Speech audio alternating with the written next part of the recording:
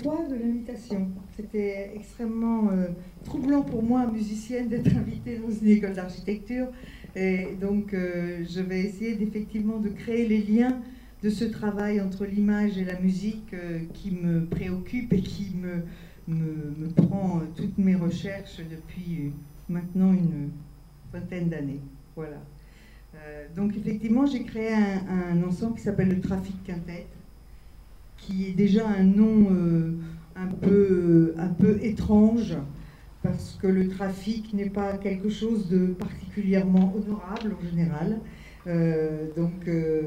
C'est plutôt déjà une tendance assez populaire que j'ai voulu donner à ce nom, et puis en même temps un nom dans lequel on ne sait pas ce qui va se passer, dans lequel on ne devine rien, on ne sait pas de quel trafic il s'agit. Voilà. Et donc ça m'a permis effectivement, et musicalement, et plastiquement, et artistiquement, d'utiliser en fait toutes les musiques, tous les styles de musique, et m'attacher à un art contemporain, moi, qui pour moi me parle beaucoup, qui est plutôt l'art minimal, et l'architecture japonaise. Je suis très influencée par Tadao Ando et Fujimori dans leur relation ombre-lumière, et Fujimori dedans-dehors. Voilà. Ce qui vient, disons, se mettre en miroir avec mon travail, parce que mettre en place sur scène un quintet à cordes avec une création d'images dans un contexte qui est plutôt classique, c'est un peu périlleux. C'est un petit peu périlleux, un petit peu acrobatique. Et au départ de cette aventure avec mes compères du quintet à cordes, il a été difficile de faire comprendre le projet. Il y a 15 ans, quand vous proposiez un concert image ou je dirais une musique d'arrêt-essai comme ça, les programmateurs se demandaient d'où ça sortait, d'où ça arrivait, cet imaginaire. Voilà, je pense que c'est important de comprendre que ce trafic est à tous les niveaux. Alors, pour commencer, un quintet à cordes, ça n'existe pas. Dans le répertoire classique, il n'y a pas de quintet à cordes. J'ai pris le quatuor à cordes et je lui ai tordu le cou en lui ajoutant une contrebasse, ce qui lui permettait de pouvoir interpréter toutes les musiques. Mais vraiment, le quatuor à cordes, c'est quelque chose d'une figure quasiment iconique dans la musique classique. Et c'est presque un sacrilège d'apporter comme ça un instrument qui est plutôt swingant, qui est plutôt pour le jazz, pour les musiques dites populaires. Donc déjà, cette torsion, cette distorsion sonore que j'ai travaillé pour créer ce quintet qui n'existait pas, était déjà complètement nouveau. Et c'est une matière sonore totalement nouvelle, déjà. Ensuite j'ai choisi un répertoire de musique de film qui me paraissait beaucoup plus populaire que de prendre justement ce terreau de musique classique. Et puis, comme j'avais envie de décliner une construction image-musique, choisir des musiques de film me permettait de naturellement d'inscrire ces images dans la musique, parce que la musique de film a une force visuelle qu'on ne connaît pas, mais qui existe. Donc c'était déjà c'était déjà un chemin naturel. Donc transcrire ces musiques de film pour le quintet à cordes, c'était un trafic énorme, parce que ces musiques de film sont écrites au départ pour un orchestre symphonique, donc 80 personnes, et l'art de la transcription, qui est un véritable art créatif, réduit comme une sorte de petite miniature, comme une sorte d'épure et d'essence pour le quintet à cordes, qui est une famille qui se trouve être la famille des cordes au complet. On appelle ça les cordes frottées. C'est donc la famille des cordes frottées. Et elle est au complet dans ce groupe qui est le quintet. Donc cet art de la transcription est déjà très sauvage, parce que finalement, c'est un travail d'épure, c'est un travail où on cherche la quintessence de l'œuvre, où on cherche ce qu'on va retrouver de plus minimal dans une relation très intime qui est la performance de musique de chambre. Il faut comprendre que le quintet à cordes, c'est une performance... le quatuor à cordes, au départ, est adapté à un public en général très connaisseur, très mélomane. Parce que c'est une écoute déjà très spécialisée, le quatuor à cordes. Donc, apporter une espèce de popularité, de grande écoute, avec juste un petit ensemble qui est le quintet à cordes, c'était aussi un challenge qui, moi, m'intéressait. Donc j'ai voulu absolument garder cette épure, ce côté minimal. Et avec cette transformation, j'ai donc fait toute une démarche où j'ai essayé de construire une narration sonore et visuelle indissociable. Donc j'ai créé un premier spectacle qui s'appelle Nouvelle Vague, qui était un hommage à ce cinéma sauvage. D'ailleurs, Truffaut a fait ce film extraordinaire qui s'appelle Sauvage. Et ce cinéma que vous connaissez peut-être des années 60 est un cinéma qui a cassé tous les codes du cinéma d'avant, qui se permettait toute liberté, qui a commencé la caméra à l'épaule, pas de costume, pas de budget, et un cinéma extérieur, pas de narration, quelque chose qui était complètement moderne, qui a été porté surtout par Truffaut et Godard, qui finalement se détestaient, mais ils portaient quand même le même message très sauvage d'un cinéma qui se voulait complètement nouveau. Donc ce premier spectacle que j'ai nommé Nouvelle Vague, je cherchais quelqu'un, un artiste avec qui je pouvais créer cet univers. Donc j'ai choisi Angèle Chia, qui est mon mentor et mon guide pour toutes les créations que je fais avec l'image, très souvent. Maintenant, je suis un petit peu plus solitaire et indépendante, mais Ange a été vraiment un artiste qui m'a accompagnée justement dans cette correspondance qu'il faut trouver entre l'image et la musique. Parce que ce sont deux états dissociés et en même temps indissociables, mais qu'on ne peut pas écraser l'un avec l'autre. Donc il faut chercher un équilibre scénique tout à fait, quand j'ai nommé cette conférence Mouvement perpétuel, c'est-à-dire qu'il faut demander aux spectateurs d'être avec un cerveau dynamique, c'est-à-dire qu'ils puissent aller et venir entre l'écoute et le regard, et qu'à un moment donné,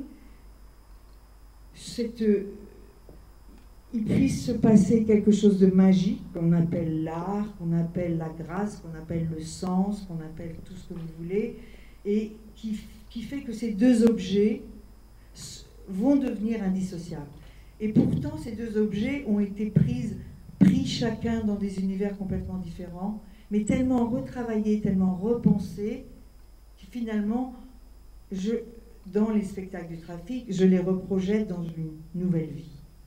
Mais je ne fais pas partie de ces artistes créateurs qui prennent tout en pensant que le matériel sur lequel ils travaillent est nouveau. Moi, j'utilise un espèce de chaudron permanent, un peu partant de cette phrase de Jean-Paul Sartre, tout un homme fait de tous les hommes et qui vaut tous et que vaut n'importe qui. Voilà, donc j'essaye de partir sur un a priori qui est Il n'y a pas de jugement de valeur, il n'y a pas de distinction de style, et on peut faire de tout un art, une beauté, un esthétique. Une esthétique. Donc voilà. Et quand j'ai choisi Angecia, je ne sais pas si vous connaissez le travail d'Angecia, mais c'est un vidéaste qui travaille sur le silence, la respiration, la pulsation, l'oscillation, et qui est un travail en fait très musical. Et très, vraiment, il laisse la place au silence. Et donc c'était pour moi une liberté complète de pouvoir associer les musiques que j'avais choisies pour ce spectacle qui s'appelle Nouvelle Vague et travailler sur son œuvre. Si vous voulez, on peut en regarder un exemple.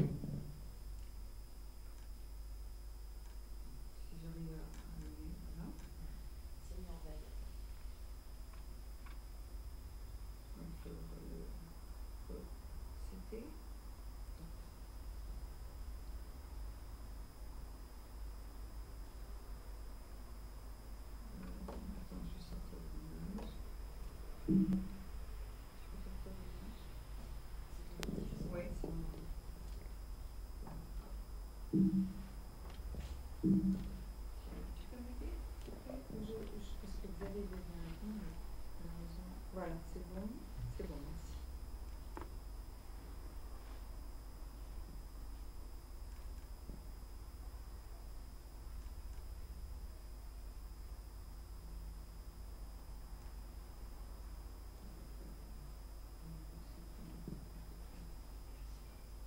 Comment tu fais pour grand écran? La troisième pastille sur la droite. Hein? La pastille jaune à droite, verte. Ah, viens le faire si tu veux. Ah ouais, d'accord.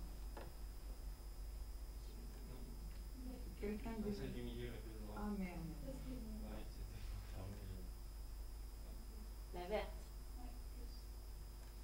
Ça y est. Excusez-moi, mais Elle est là, parfaite. je te vais venir avec Fabienne et avec Cody. D'accord? Alors, Non, c'est changé. voilà. Ouais. Est-ce que tu as du son?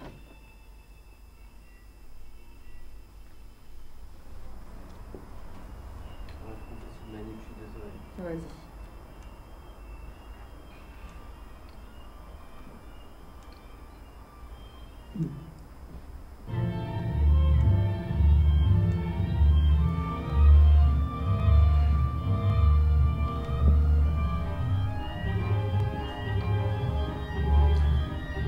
On va peut-être recommencer du début. Hein. C'est une œuvre qui s'appelle Le Dernier Tango à Paris. Donc c'est une musique de Gato Barbieri sur un film de Bertolucci, qui est une œuvre très sauvage. Là, c'est sur pause. Oui, on arrive. Voilà. Stop. Touche plus.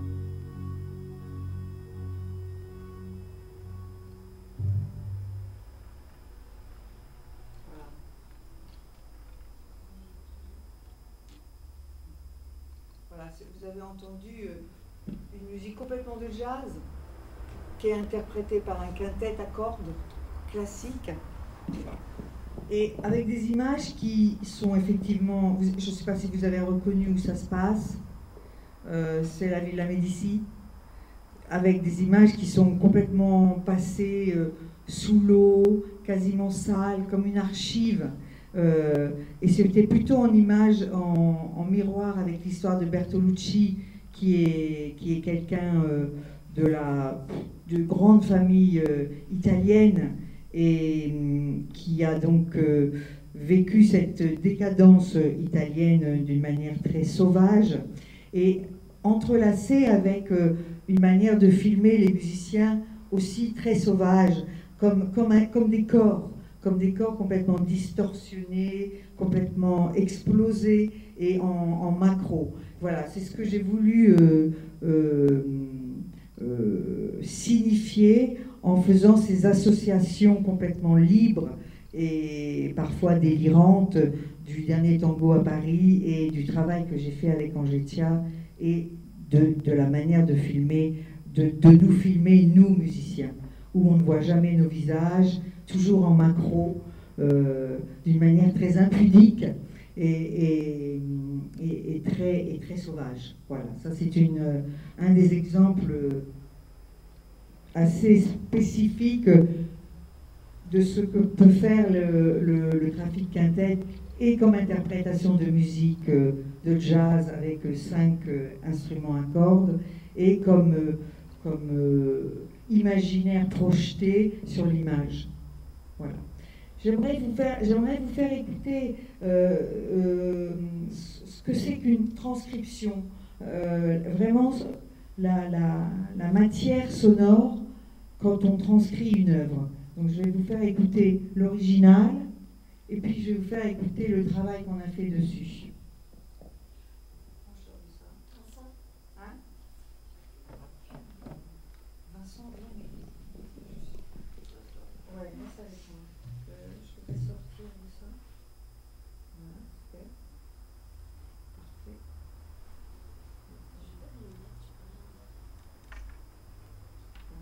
Donc je vous fais écouter l'original.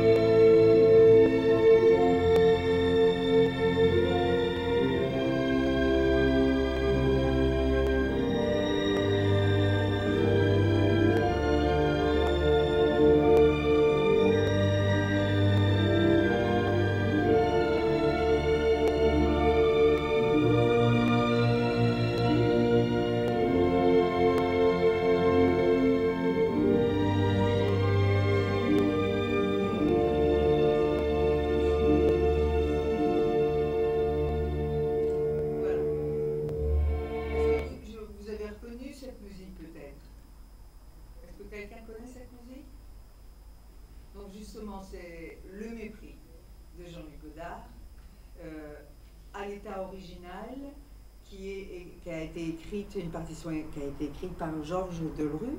Et donc, je vais vous faire entendre la transcription que nous avons faite avec Alexandre Desplat.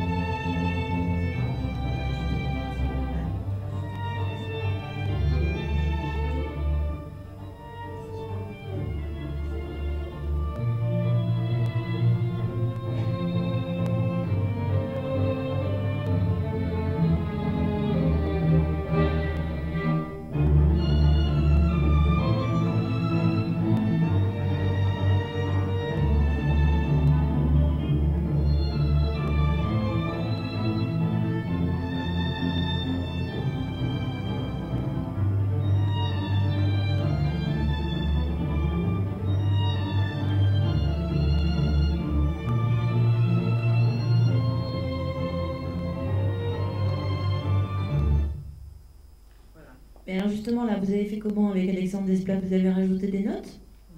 Pas rajouté de notes du tout. On a complètement changé la conception du morceau.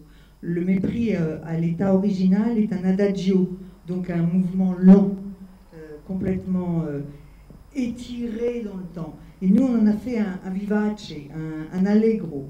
Donc on a fait on a fait un scherzo complètement différent, très rythmé, pour justement moderniser cette musique et pouvoir la projeter aujourd'hui en 2020 avec une écoute beaucoup plus moderne. Mais finalement, ce qui est intéressant dans le travail de la transcription, c'est quand on connaît l'œuvre originale, le cerveau fait comme une chose un peu bizarre de reconnaissance. Il sait qu'il connaît, il n'est pas capable de traiter les informations, mais donc son écoute va être beaucoup plus serrée, beaucoup plus concentrée pour essayer de reconnaître qu'est-ce qui, comme une rémanence, comme quelque chose qui vient de très loin, comme une mémoire, qu'est-ce qui fait qu'il a l'impression de quelque chose de déjà vu. Donc c'est une écoute qui va déjà être travaillée grâce à la transcription. Et je pense que c'est très intéressant de se servir de tout ce matériel collectif que nous avons entre les archives, la musique, et reprendre des choses iconiques pour les projeter aujourd'hui dans une écriture actuelle. Mais donc, alors, cette transcription, c'est justement, c'est pas une réécriture. C'est pas une... Hier, on recevait le Zérep ici et ils nous ont bien raconté comment, justement, ils prenaient des vieilles œuvres et aussi de leur tordre le cou, et puis comment, après, par collage, sampling et par référencement et par une création de toutes sortes d'objets, ils font un nouvel objet, en fait. Tout à fait. Et en fait, vous faites exactement ça aussi. Exactement. C'est tout à fait c'est une espèce d'art de la récupération. Où on prend la chose, on lui tord le cou d'une manière sauvage, mais on ne la dénature pas parce qu'on la reconnaît. Toute personne connaissant l'œuvre originale sait exactement que c'est le mépris tout de suite à la première note, et ne saura pas ce qu'on a fait en fait, parce que c'est trop. Ça demande une œuvre, finalement, ça demande une connaissance très approfondie de l'œuvre pour faire cette transcription. Et l'art de la transcription, c'est quelque chose que tous les compositeurs faisaient depuis toujours. C'était une manière d'approfondir la connaissance de l'œuvre d'un compositeur à découvrir. Et c'est quelque chose qui s'est un peu perdu, qui est plutôt une pratique ancienne, mais qui est un exercice assez acrobatique et finalement très enrichissant de faire ça. Voilà. Donc voilà, ça c'est... Qu'est-ce que c'est la destination le nouvel arrangement que vous avez fait là, il était destiné à être joué en concert? En concert avec ces images, avec les images d'Angelicia, sur ce spectacle qui s'appelle Nouvelle Vague. D'accord, donc c'était plus, en quelque sorte, plus vraiment une musique de film. Enfin, c'était autre chose. Ah non, ça devient un nouvel objet. Non, justement, c'est cette espèce de mouvement perpétuel que tout peut être réinventé, réécrit, relu, re-regardé, afin de ne pas perdre la mémoire aussi. Travailler sur des matériaux existants, c'est aussi s'asseoir sur notre mémoire collective et la projeter dans une modernité pour apporter un autre imaginaire et une résonance à notre monde aujourd'hui. Et justement, est-ce que vous avez... il y a des images évidemment dans le film, je pense que pas mal de gens quand ils entendent cette musique ont des images du film dans la tête. Oui. Et j'imagine vous en avez parlé aussi avec Angelicia, comment a été traitée cette question? Mais justement, le premier spectacle, on ne voulait absolument... Moi, je ne voulais pas faire de l'illustration du tout. Donc je voulais absolument éviter ce qui pour moi est pas du tout un acte créatif ou artistique, c'est le ciné-concert. Voilà, je m'oppose totalement à ce travail. Et faire avec le trafic tout cet remodelage, je dirais que je suis comme un potier. qui prend un matériau et qui le pétrit complètement jusqu'à trouver cette résonance et cette justesse. Et avec Ange, il n'avait jamais travaillé avec un musicien, je n'avais jamais travaillé avec un vidéaste, et nous avons expérimenté ce premier spectacle en grand tâtonnement pour ne pas écraser la musique, parce que vous savez, on sait que les informations visuelles sont traitées par le cerveau de manière beaucoup plus rapide. Donc il fallait que l'image soit délicate, mise à distance pour qu'on prenne quand même conscience et qu'on puisse apprécier la virtuosité des musiciens et le concert. Donc c'est un équilibre très délicat à trouver. C'est pour ça que le travail de l'image, la manière dont on associe ces deux supports doit vraiment être très très délicat, dans l'épure, dans une justesse et ne pas avoir peur du vide. Une autre question. Oui, allez-y. On croit entendre qu'il y a beaucoup de place faite à l'interprétation là pour les musiciens. Ils ont l'air de pouvoir vraiment s'éclater avec une partition comme ça. Donc est-ce qu'il y a cette anticipation un peu de l'interprétation justement sauvage? Il n'y a pas d'improvisation apparemment dans celle-là? Et non.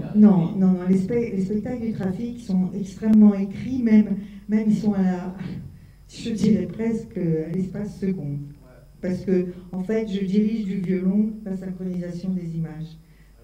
Voilà, donc on ne peut pas se permettre d'improviser sur ces spectacles. Mais l'improvisation, justement, est aussi vue d'une manière assez sauvage, parce que tout le travail qu'on a fait, tous les musiciens et moi-même, c'est une recherche sur l'organicité du son. Justement pour éviter et quitter l'interprétation du 19e, qui nous nourrit encore aujourd'hui dans le monde classique, avec un vibrato très excessif, avec des appels et des véhicules de sentimentalité qui n'ont rien à voir avec la musique, toute cette batterie de sentiments qui ne sert à rien et sur lequel moi je travaille d'une manière sauvage avec mes musiciens. Je les ai beaucoup, je dirais presque emmerdés, dans le sens, je ne les ai pas lâchés, pour qu'on cherche et qu'on trouve une organicité tous ensemble d'un son très épuré, d'un son minimal qui survit à lui-même et qui n'a pas besoin de toute cette sentimentalité. Il y a quelque chose à voir avec les minimalistes américains un petit peu, puisque vous avez dit le mot ou pas trop, on l'a évoqué un peu. On peut dire que ça touche l'art minimal au sens de son organicité, mais l'art minimaliste tient plus de la récurrence. Mais effectivement, l'art minimaliste et la musique répétitive américaine, on ne peut pas l'interpréter comme au 19e. On est obligé aussi de trouver une espèce d'organicité, de pureté, comme si on avait enlevé couche après couche tout ce dont on a été éduqué, construit, formaté, pour retrouver cette pureté. Voilà. Mais je ne sais pas si vous avez peut-être des questions par rapport à ce premier spectacle qui s'appelle Nouvelle Vague. Par rapport à ce travail, généralement avec le travail général, est-ce que vous partez d'abord de l'image et ensuite vous construisez vous choisissez les morceaux, ou est-ce que vous avez d'abord les morceaux en tête et ensuite avec Ange Lecia, vous travaillez les images, ou est-ce que c'est vraiment en même temps que se construit le projet? En fait, je trouve un titre très souvent. Pour le deuxième spectacle que j'ai créé, j'ai trouvé ce titre qui était Divine Féminin. Et de là, j'ai un thème, un sous-texte, comme presque dans le théâtre. Et puis, je vais chercher des musiques que je vais pouvoir transcrire. Parce qu'il faut que je puisse transcrire pour ce quintet à cordes. Et donc, je cherche toutes les musiques qui ont à voir avec ce thème. Et puis, je construis un ruban musical extrêmement précis, dessiné, structuré, avec une dramaturgie intérieure, une introduction, des développements, enfin toute une dramaturgie presque d'écriture musicale. Et quand j'ai réellement trouvé en général, on fait des spectacles courts. On fait des spectacles qui durent 1 heure et où il n'y a pas d'applaudissement, où c'est une chose comme ça, c'est une balade complète, c'est un rêve, un voyage onirique que l'on propose. Et le ruban musical ayant été créé, à ce moment-là, je cherche qu'est-ce que je vais mettre comme image, avec qui je vais travailler, comment je vais aborder le monde visuel. Donc pour le premier spectacle, j'ai travaillé avec Angèle Chia, et pour Divine Féminin, j'ai travaillé sur un plasticien qui s'appelle Jacques Monori. Et Jacques Monori était vivant encore à l'époque. Je ne sais pas si vous connaissez Jacques Monori. Et c'était un artiste très généreux, très politiquement ouvert. Et il nous a donc ouvert son atelier et on est allé filmer ses œuvres dans le détail, en mettant des feuilles de plastique dessus. Enfin, il nous a vraiment laissé toute liberté de filmer son travail. Et une fois que j'ai eu filmé ce travail, je choisis quelques extraits, mais minimales, de films emblématiques que j'ai choisis avec les musiques. Et de là, je construis donc une entité, une globalité. Donc par exemple, pour Divine Féminin, je me suis attaquée au grand compositeur hollywoodien et à son cinéma. Donc là, c'était vraiment un challenge encore plus important parce qu'il n'y avait aucune intimité dans mon matériel de départ. Et tout d'un coup, il fallait le réduire comme ça pour un quintet et des images qui puissent osciller, qui puissent vibrer avec la musique sans les écraser. Je vais vous faire un exemple. Je vais vous montrer une séquence d'une des musiques que j'avais choisies pour Divine Féminin, qui s'appelle The Misfits, Les Désaxés, qui est un film de John Huston sur une musique d'Alex North, et qui était donc une musique pour son musicien. Voilà, je vous fais écouter, voilà. Écoutez et voir. Je vais vous enchaîner les 2 extraits. Alors, je laisse faire.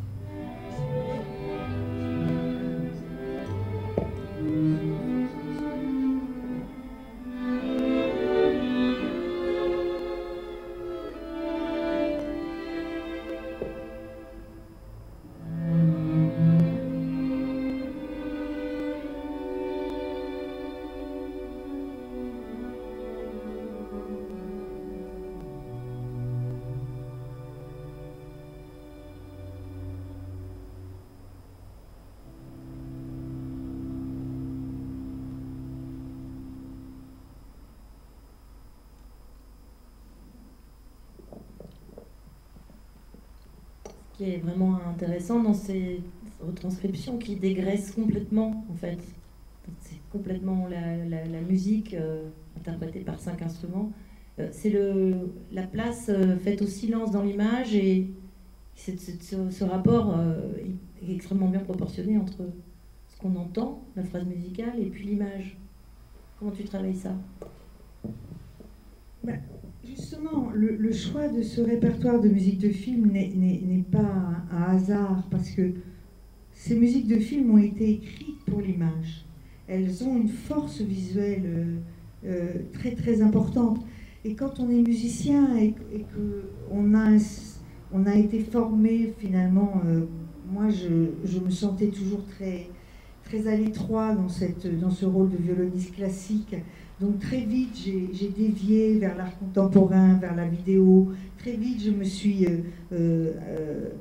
propulsée dans des mondes qui n'étaient pas au départ les miens. Et je trouve que quand on est musicien, c'est assez facile d'aller vers une narration visuelle, tout en respectant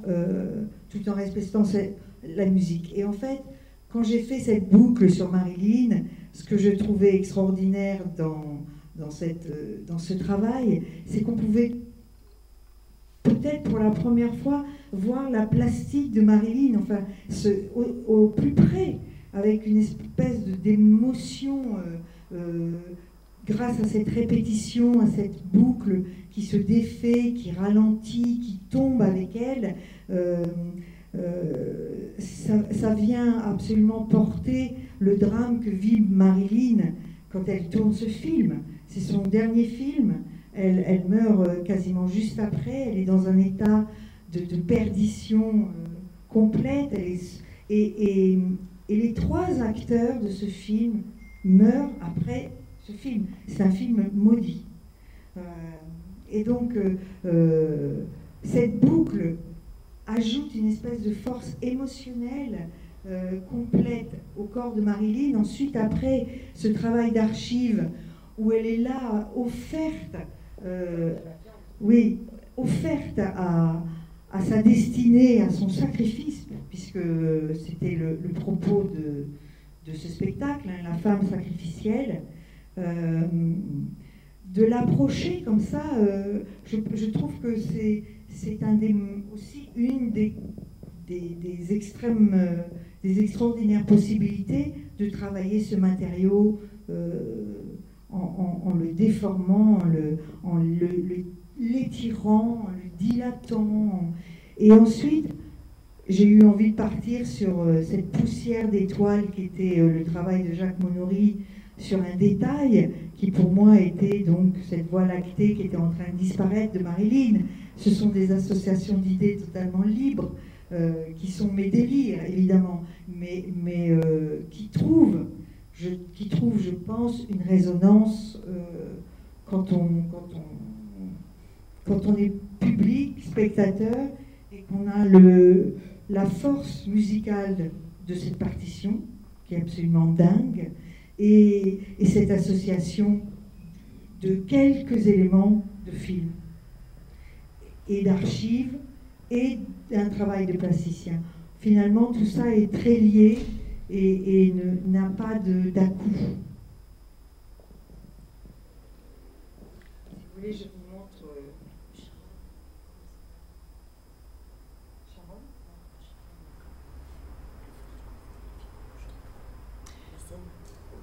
Ah oui. Alors, je vais vous montrer aussi un autre travail aussi. Si tu pouvais passer ça serait bien. On va mettre juste après. Oui, juste voilà, c'est ça. Donc voilà, ça c'est une vidéo que j'ai réalisée pour un des... Attends, je vais expliquer juste. C'est une vidéo que j'ai réalisée pour le dernier spectacle que j'ai fait qui s'appelle Quai de Seine, qui est une monographie sur les musiques d'Alexandre Desplat. Et le personnage principal de la vidéo, c'est la Seine. Parce qu'Alexandre Desplat aime beaucoup les quais de Seine. Et donc j'ai eu envie, avec les quais de Seine, de le charger, ce fleuve, de le charger de notre histoire. Là, c'est la musique d'un prophète de Jacques Audiard.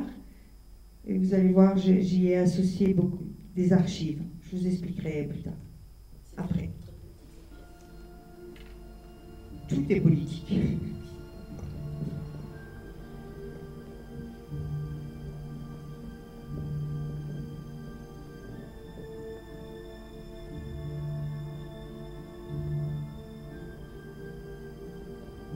C'est un mouvement suspendu, complètement noyé comme ça dans notre mémoire.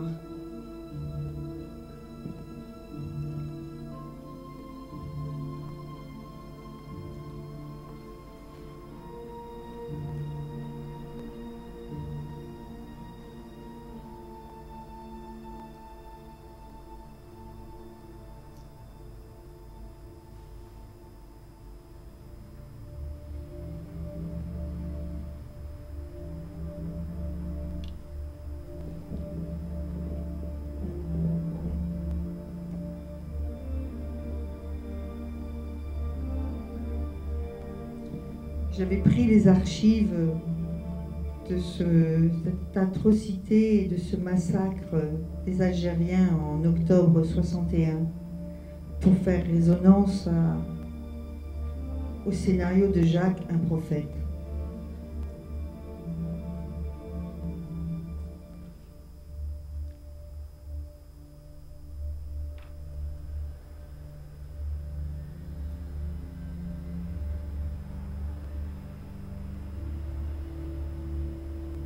Et tout est travaillé puisque la scène a été colorisée, les archives complètement retravaillées, ralenties, bouclées. Rien n'est à l'état de départ.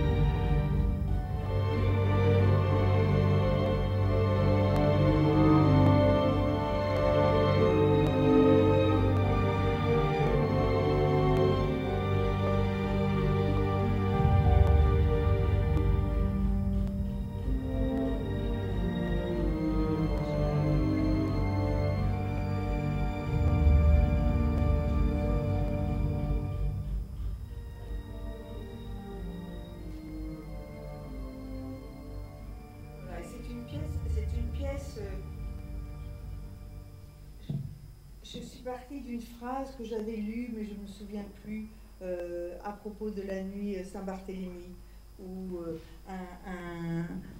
un écrivain, mais je ne sais plus qui, disait que la Seine était complètement rouge, remplie de sang, et donc je suis partie de cette... Dans la Reine Margot. Oui, Dumas dans la Reine Margot. voilà, c'est ça, exactement. Merci, Sandrine.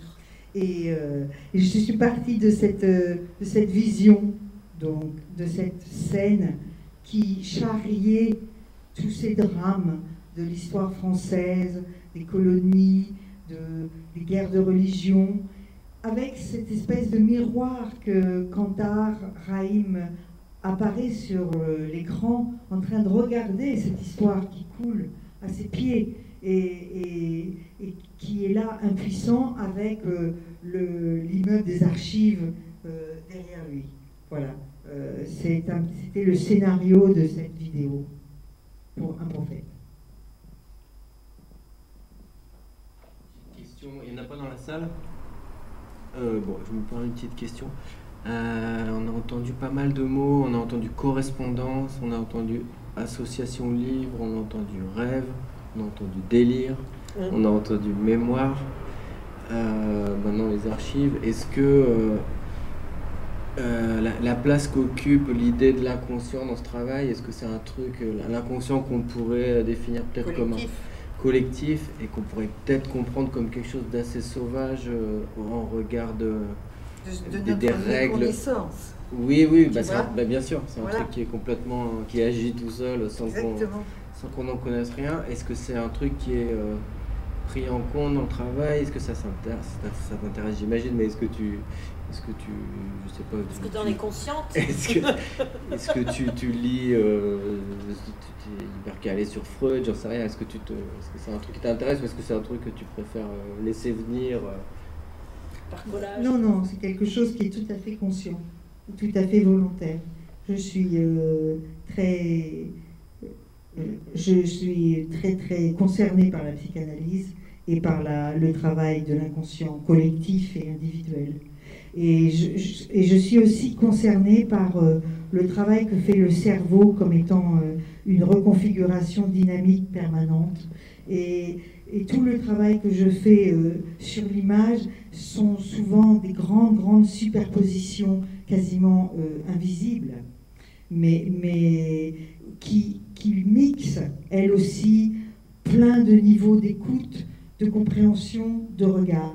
Et j'aime beaucoup jouer avec justement quelque chose qui tient de l'inconscient, qui est le regardeur regardé, l'écouteur, et toujours cette mise en abîme et cette relation presque des neurones miroirs qui nous animent et qui activent notre empathie, notre émotion. Je travaille beaucoup là-dessus, d'une manière consciente. D'accord. C'est normal que ça ressemble à des rêves. Voilà. C'est travaillé. Voilà. C'est sauvage, mais travaillé. Je sais pas, est-ce qu'il y a encore une question dans la salle? Oui. Alors, j'aime beaucoup votre travail. C'est ça, on nous a dit que vous étiez intéressé par le japonisme, Tadabando et j'utilise son nom. Est-ce que vous allez essayer de faire des extraits de films de réalisateurs japonais peut-être? Ou pas du tout? Je sais que c'est totalement une autre culture. Non, je suis... Alors si, on a écrit un opéra avec Alexandre Desplat, dont j'ai co-signé le livret sur une œuvre de Yasunari Kawabata, et j'ai signé la mise en scène.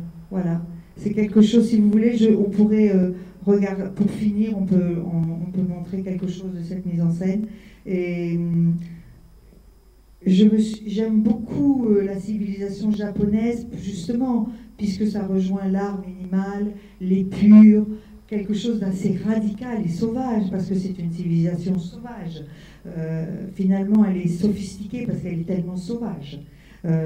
Donc, c'est quelque chose qui m'intéresse beaucoup. J'aimerais faire un spectacle sur les cinéastes japonais, bien sûr. Mais là, on a fait cet opéra qui est aussi avec un titre très spécial qui s'appelle En silence. Si vous voulez, pour finir, on peut regarder une vidéo voilà, en silence, c'est ça. Juste, c'est finalement une vidéo où le climax de cet opéra, c'est le silence.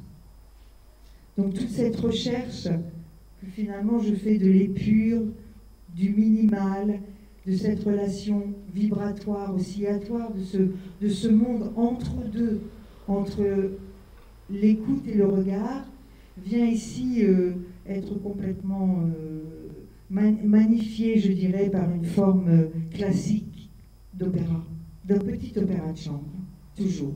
Je travaille toujours sur des formats petits, réduits, intimes. C'est la chose qui m'intéresse aussi, l'intime lié à l'inconscient et au rêve. Pour moi, c'est quelque chose effectivement qui se protège, qui reste dans des formes légères.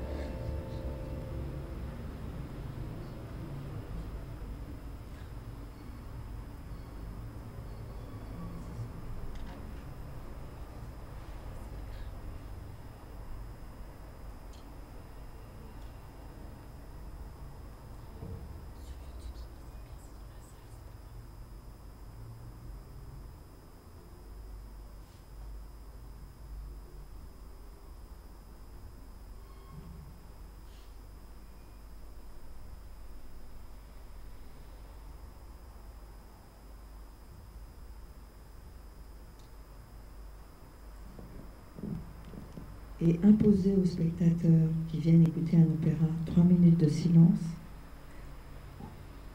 dans le climax de cet opéra, c'est quelque chose que les Japonais ont beaucoup apprécié. Je ne suis pas sûre que les Français ont tellement apprécié.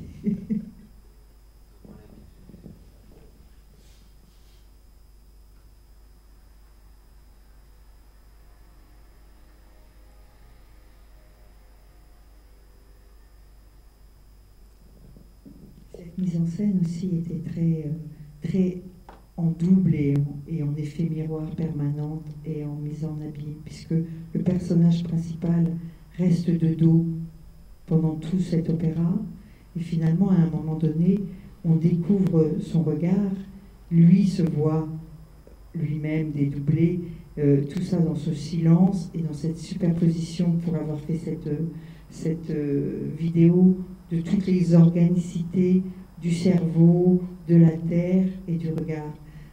Donc vraiment, ça correspond à un travail que je fais depuis des années, qui est cette espèce de superposition et de mise en abîme permanente et perpétuelle d'un possible qui se renouvelle toujours.